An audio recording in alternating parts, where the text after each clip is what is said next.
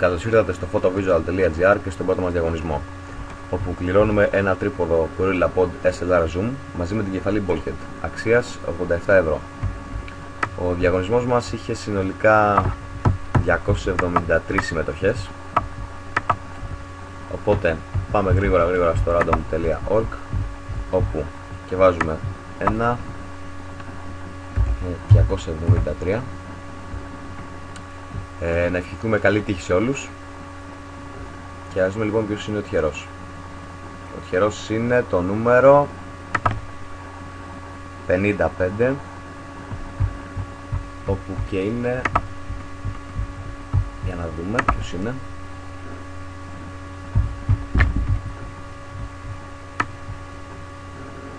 προηγούμενη σελίδα.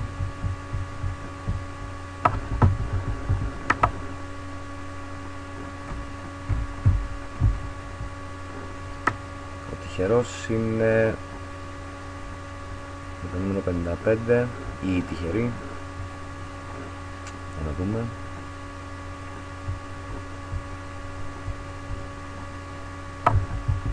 Το νούμερο 55 που κερδίζει το τρίποδο είναι ο Πέτρος Καν, με το σχόλιο «Η αγαπημένη μου φωτογραφική είναι η Olympus E30».